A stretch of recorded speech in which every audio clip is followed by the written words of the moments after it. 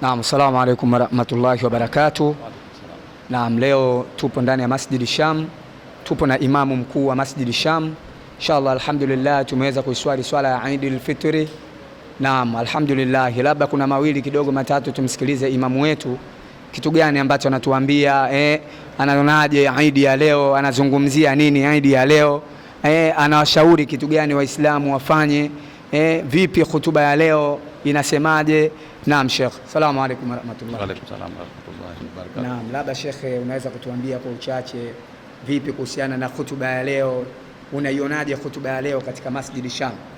Kwanza hatunabudi kumshukuru Mwenyezi Mungu Subhanahu wa Ta'ala, alhamdulillah, kutujalia kuweza kufunga mwezi mtukufu wa Ramadhani katika hali ya unyenyekevu kwa ajili ya kuomba radhi kwa yale makosa ambayo kwa tumeyafanya, na inshallah Mwenyezi Mungu atupokelee, lakini vile vile atujalie iwe chuo hichi ni chenye kuendelea, yani tufaidike na yale ambayo imani tuliyopata katika nyoyo zetu siwe ni zenye kuendelea inshallah.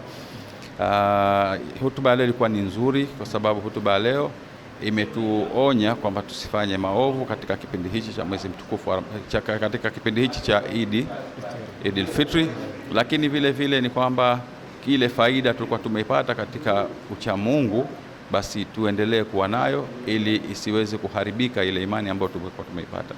Kwa hiyo hutuba ilikuwa ni nzuri sana, alhamdulillah. Amina, inshallah. Na vipi Sheikh, maana katika hutuba ilitutaka vitu vingi, na miongoni mwa vitu ambavyo hutuba ilitutaka iliyohusia watu, kuna watu walikuwa na magomvi katika familia zao, lakini leo hii watu wamepatana kupitia mwezi mtukufu wa Ramadhani, lakini mwezi umeshaisha ule. Sasa unawaambiaje wale watu ambao walikuwa na magomvi makubwa katika familia zao, katika ndoa zao, katika kila idara, lakini mwezi ule tayari umeshaisha? Unawaambiaje Sheikh watu design hiyo? Kwa kweli mwezi mtukufu wa Ramadhani una faida kubwa sana. Katika jumla faida, kuna faida ya ibada katika nyoyo zetu, kudhaifisha moyo wetu kwa ajili ya kuwa karibu na Mwenyezi Mungu kwa wale ambao walikuwa kando kidogo, lakini vile vile kuna wale ambao walikuwa wanafanya maovu kwa kupitia njia tofauti zikiwemo njia kama hizo za magomvi, njia za kusengenya, ulevi, uzinifu, dhulma. Kwa hiyo hizi ni njia ambazo tumejitahidi katika mwezi huu mtukufu wa Ramadhani kuziacha. Kwa hiyo ina maana tunatakiwa tuendeleze, na ndio sababu ya mwezi mtukufu wa Ramadhani kuletwa kwamba tunatakiwa kutiba ya ayyuhalladhina amanu kutiba alaykumus siyam kama kutiba alal ladhina min qablikum la'allakum tattaqun, ili tuweze kuwa ni wacha Mungu.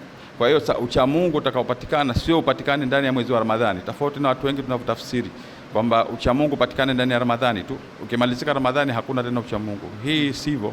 Ucha Mungu tunatakiwa kwamba tumekosa yale tuliyokosea, lakini sasa ile Ramadhani inakuja kutufutia yale ambayo, kuja kuyafuta yale ambayo tulikuwa tumeyafanya.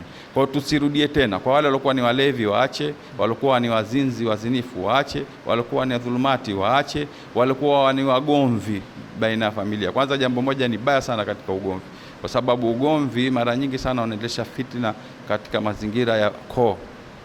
Unapogombana na ndugu yako na watoto vile vile nao wanaingia. Kwa hiyo ina maana nyinyi wazazi mnasababisha, au nyinyi ndugu mnasababisha kueneza ule fitna. Ni fitna ambazo fitna ni ashadu min al-qatil. Kwa hiyo tujitahidi sana kuepukana na yale maovu ambayo tulikuwa tunayafanya au tulikuwa tunaona wenzetu wanayafanya, basi na sisi tujitahidi kujiepusha kuwa nayo inshallah, na Mwenyezi Mungu inshallah tusaidie. Amina inshallah. Shukrani Sheikh. Neno lako la mwisho kwa Waislamu ndani ya siku hii ya Eid al-Fitr? Neno langu la mwisho ni kwamba tujitahidi kusherehekea katika Eid yetu hii Eid al-Fitr katika njia za kusaidiana, lakini vile vile katika njia za kujiepusha na kufanya mambo machafu, kwa sababu wengi huwa wanaendea kulipiza kisasi, labda kwa sababu mwezi mzima hakufanya ile maasi, kwa hiyo anataka aende akafanye sahihi. Kwa hiyo na ibilisi nayo wanakuwa nafunguliwa, kwa hiyo na wao wanawasindikiza kwamba wende wakafanye maasi. Kwa hiyo tujitahidi kumshinda ibilisi na tusikubali kumfuata ibilisi akatuangamiza. Amina, shukrani sana Sheikh. Amina. Naam, huyu ndio alikuwa imamu wa Masjid Sham, imamu mkuu Masjid Sham. Ametukumbusha hapa na amewataka Waislamu wote kuacha matatizo yao kwa yale ambayo walikuwa wakiyapitia ndani ya mwezi mtukufu wa Ramadhani.